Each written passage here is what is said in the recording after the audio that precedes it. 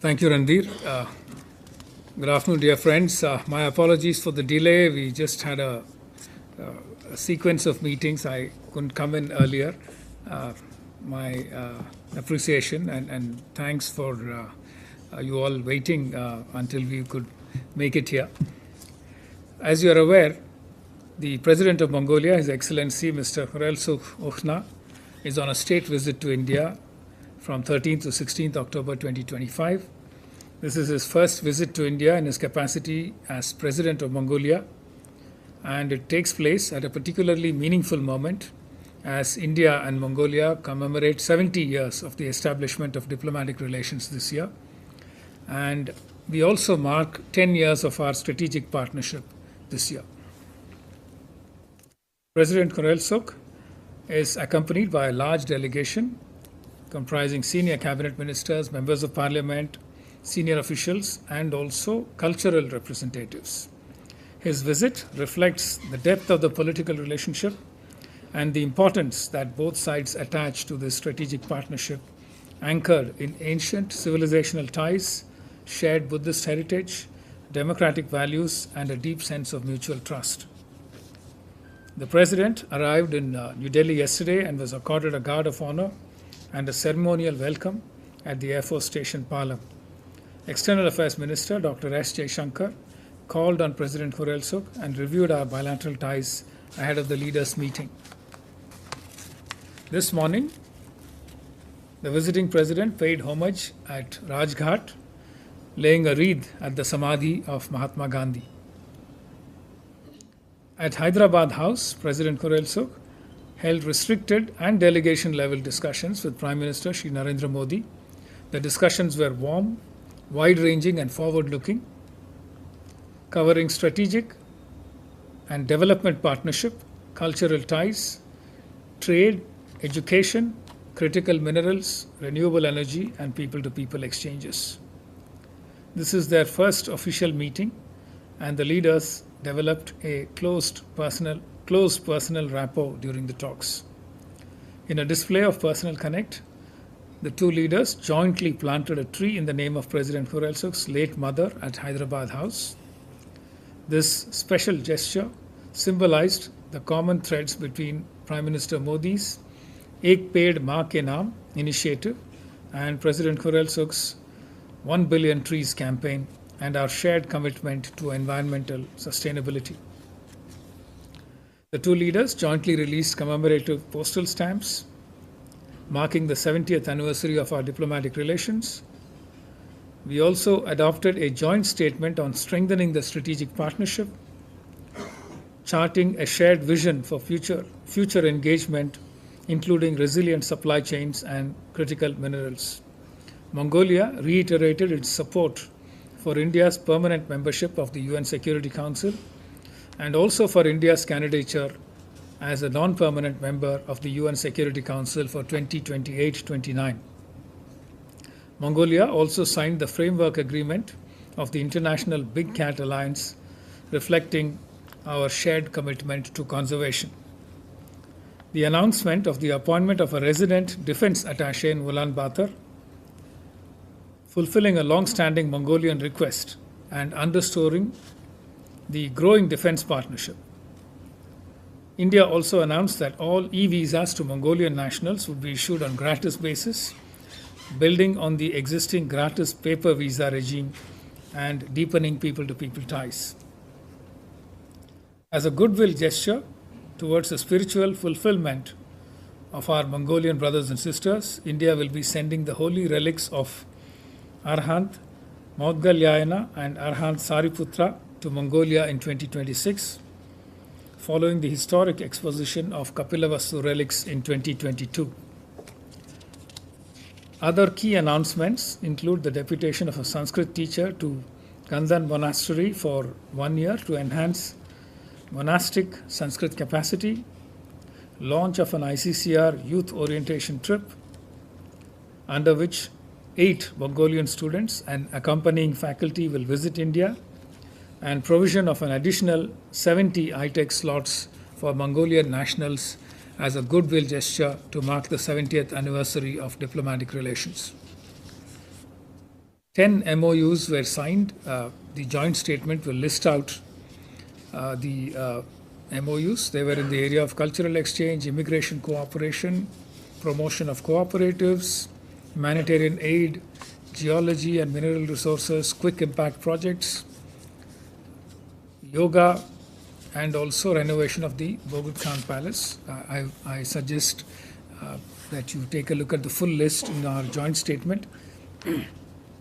President Forelsuk also visited Parliament House, where he toured the building along with the Honorable Speaker of Lok Sabha, Shri Om Birla. Their interaction highlighted the close democratic and parliamentary connect between India and Mongolia, both vibrant democracies committed to rule of law and representative governance. President Khurelsuk also met Honorable Vice President Shri C.P. Radhakrishnan, Raksha Mantri Shri Rajnath Singh, and Health Minister Shri J.P. Nadda, and he will be visiting the National Museum, Akshardham Temple, and Humayun's Tomb tomorrow. Later today, President Khurelsuk will call on the Honorable President of India, Srimati Draupadi Murmu, and Rashtrapati Bhavan. A state banquet will be hosted in his honor, underscoring the warmth and high regard that India holds for its relationship with Mongolia. President Khurelsuk's visit has yielded substantive outcomes, both symbolic and practical. It has reaffirmed the deep-rooted friendship between India and Mongolia, strengthened our strategic partnership, and laid a strong foundation for closer collaboration across a wide range of sectors in the years to come. I think I'll stop here, and please shoot if you have any questions. Thank you. Floor is open. Huma, you're sitting right in front. Yeah. So I'm Multimedia Strategies Global. I have two questions. One, the Prime Minister talked about defense and security that during talks they discussed this. If you can elaborate, what about the defense and security? What is it that they are looking for?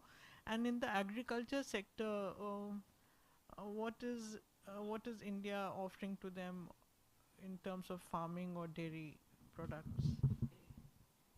Siddhant? Hi sir, Siddhant from Beyond. Continuing the same question, the Prime Minister said that India will help in capacity building of the border forces. So if you can elaborate, what's the process like, how many people India is going to help in capacity building? Krishna Mohan? Sir Krishna Mohan Sharma Bharat express से मेरा एक सवाल ये है कि cultural exchange के तहत वहाँ से 7 स्टूडेंट आएंगे और उनकी फैकल्टी आएगी, हमारे यहाँ से कितने बच्चे जाएंगे और कितनी फैकल्टी जाएंगी? Kadambini Sharma, independent journalist. There was a mention during the press statements about direct flights between India and Mongolia. Can you shed some more light on that? Keshav? Thank you, sir. Keshav Padmanabhan from the print.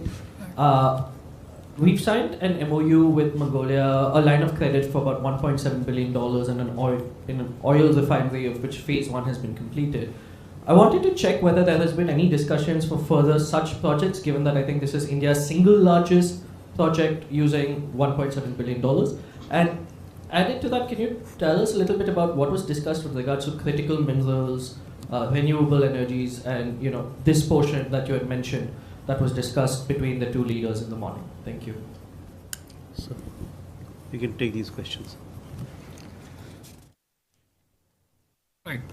Thank you. Let me start with defense cooperation. Defense cooperation with Mongolia is basically composed of 2 or 3 initiatives. One is joint exercises. We do a joint exercise called Nomadic Elephant and another one called Conquest with Mongolia. And the Mongolians appreciate the opportunity to train with us. And the defense minister, I was just in the meeting when the defense minister called on the president. They are interested and they see a lot of benefits of training with us. So they would like us to continue with existing programs and also offer more support in terms of training. We do send our trainers there as part of our joint exercise initiatives, and who stay with them and train their officers for some time. So that is something they see value in. We will be doing more of that. We also provide some kinds of equipment as part of our grant assistance to Mongolia, and we propose to continue that in the coming years. One big initiative that we took in the past was offering them cyber security training. We set up a cyber security training center for their armed forces. The President thanked both the Prime Minister and Raksha Mantri for the benefits that flow from that center, and they wish to upgrade and continue that kind of support. So these are basically the main kind of partnerships that we have in defense cooperation.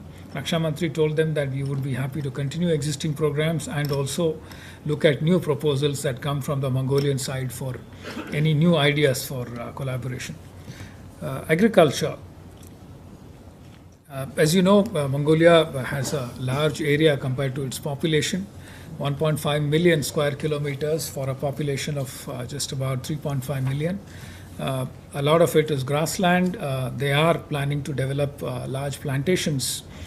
In fact, if you fly into Ulaanbaatar, you can see these large fields coming up outside Ulaanbaatar. There are areas where it is possible for us to collaborate, especially precision agriculture, modern techniques, using digital platforms for agriculture, etc. These are all areas that we can potentially offer for collaborating with them in the area of agriculture. In fact,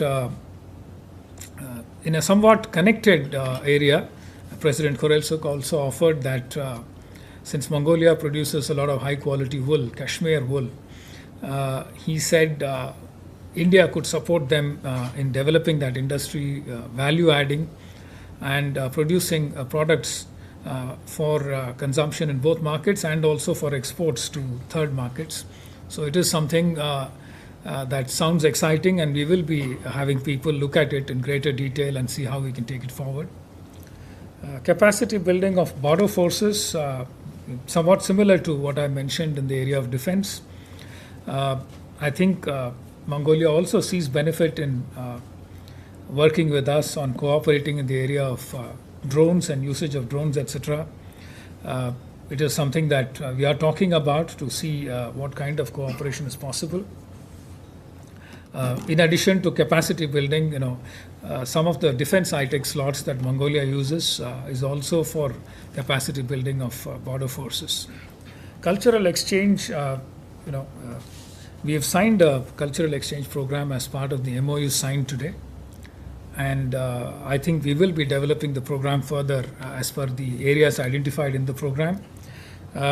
What I said in my opening remarks was that we will have an ICCR youth orientation trip which will allow Mongolian students to come here. We are still not clear about how many of our students are going. वो detail अभी हमारे पास available नहीं है.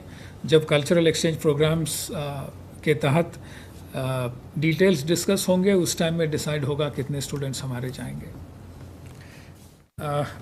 Direct flights.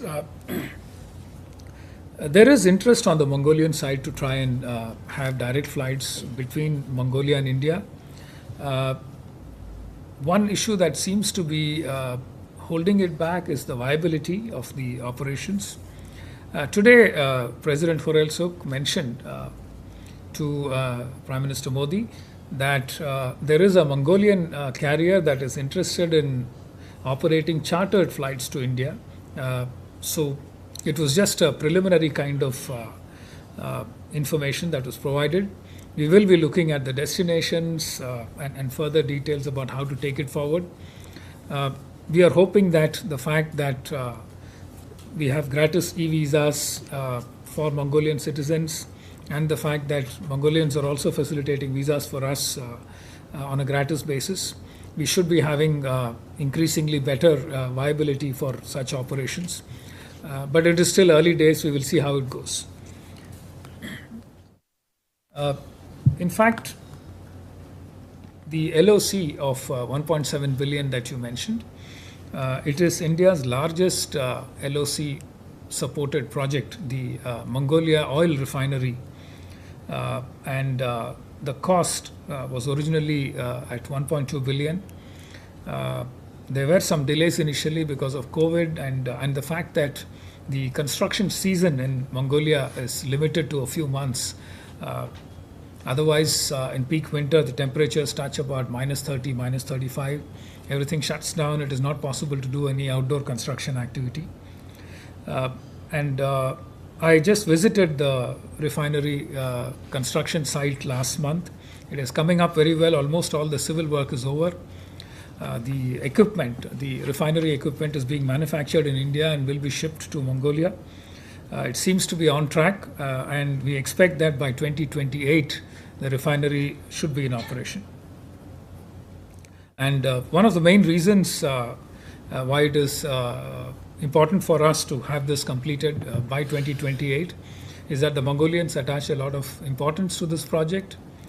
And the reason is that they want to use their own crude, which is mostly exported now, to be fed into this refinery so that they can be as energy independent as possible. And that is something we want to support. We hope to see this through by 2028. Critical minerals and renewable energy were the last 2 points that you wanted me to speak on. Mongolia has large reserves of coking coal. It is something that is useful for the steel industry, and India buys coking coal from a variety of partners, including Canada, Indonesia, etc., Australia. Mongolia offers itself as a potential partner for this.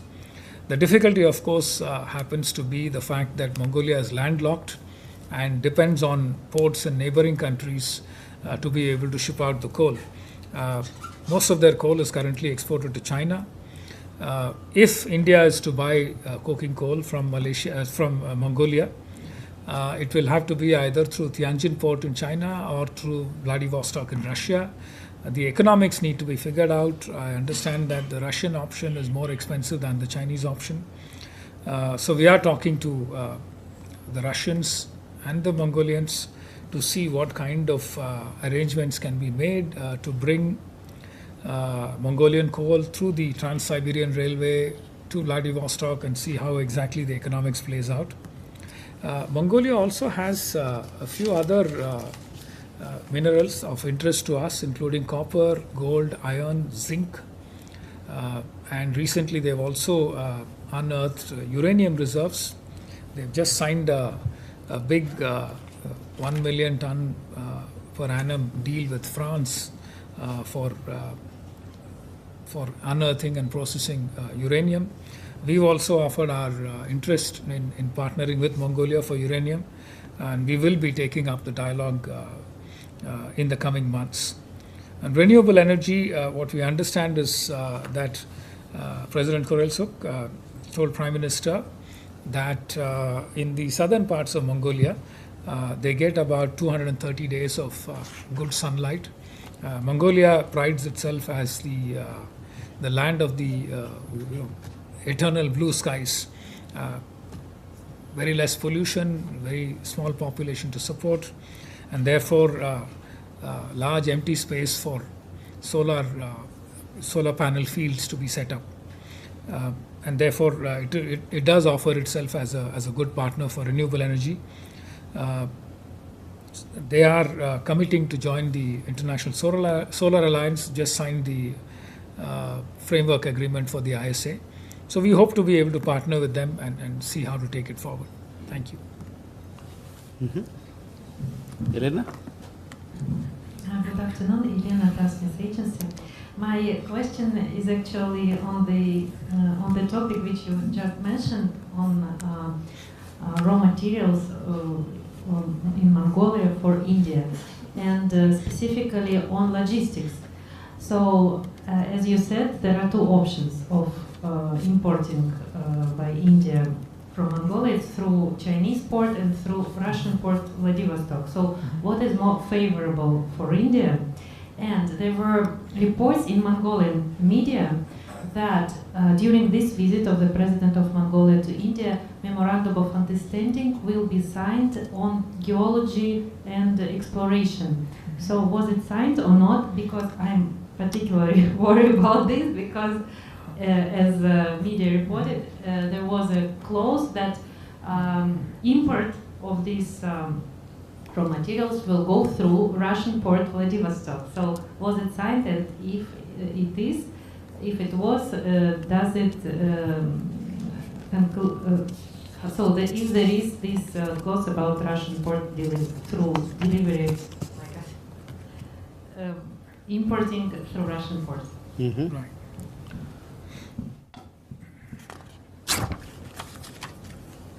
So, That's it. Well, thank you. Yes, there was an MOU signed on geology and exploration. I think what that essentially means is that for the $1.7 billion Mongol oil refinery, the Mongol side wants to try and find crude oil that can support them in the future. Currently, most of Mongolia's crude is exported to China, and refined products are imported from Russia. So to support the operations of the refinery, they want to try and explore more oil and gas. I mean, for the refinery, we are concerned with oil. So they want to try and explore more, do more prospecting. And they want India also to try and invest in exploration and prospecting for oil in Mongolia. That is the reason why exploration was offered as a potential area of cooperation. In terms of equipment that are required, we are okay to explore any option, whichever works out to be economical for us. Whether it is Tianjin or Vladivostok, we'll take either of the options, probably both. It's just the economics. I believe Russia and Mongolia have an arrangement where Russia offers discounted transport charges to Mongolia if Vladivostok is used as an option for transport, and also for using the Trans-Siberian Railway. I believe the western part of the Trans-Siberian Railway has fairly high load on the railway line, whereas the eastern part is not so heavily loaded, and therefore some discount is offered. So we are also trying to get more details to see if we can take advantage of the discount arrangement that is available between Mongolia and Russia. Whereas for taking equipment, civil and mechanical, electrical equipment, etc., to the refinery project, our contractors rely on Tianjin, which is the main option currently. They take it to the Mongolian border and then drive it into Mongolia. So we are willing to look at both options, whichever works for us in terms of convenience and economics. We'll take both. On what stage are these? Sorry, I didn't catch. at what stage are these discussions? Well, we are looking at the breakdown of the components for economics to see how exactly it works out. Keshav, you had a question? Please. Sorry, and thank you for allowing me a follow-up, because the port of Vladivostok is part of the Eastern Maritime Corridor that has been in discussions. I just wanted to check, how are you looking at building Mongolia as a part of the Eastern Maritime Corridor? How serious are the discussions to look at the kind of logistics from Central Asia via this corridor? Because this is a project that India and Russia have been pushing. And in addition to that is, you mentioned quick impact projects. How many projects are in the pipeline, or what was discussed with regards to these quick impact projects worth less than $50,000 a project? Thank you. Do we have any numbers on the QIPs? Okay. Right. No, these are all good ideas. We still haven't gotten to the stage where we bring Mongolia into the Eastern Corridor. Right now, I think I've only heard of the Chennai-Vladivostok corridor. At some point, it does offer itself as an option for Mongolia to take advantage of, but we will potentially take it up with the Mongol side and hope that we can take it forward. Quick impact projects, we do a number of them in other partners in our neighborhood and also in Southeast Asia. But before we undertake quick impact projects, we always look for an MOU which clarifies to both sides what are their obligations in terms of facilitating these projects.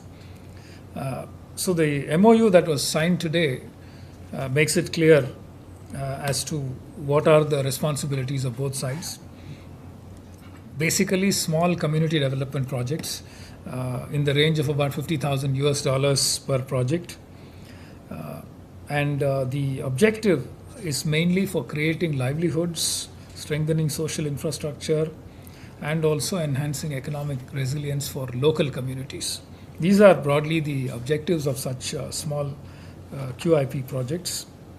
The Mongol side has said that because their communities are distributed very, very widely in their vast land area, many communities are remote, some of them are nomadic, and they would be happy with these small projects because it fits them very neatly. So we will be examining specific project proposals in the coming months, and this MOU will be the basis for processing such projects and supporting them. Thank you, sir. With that, we come to the close of the press conference. Thank you very much for your presence. Thank you, and our apologies once again for keeping you waiting for a long time. Thank you.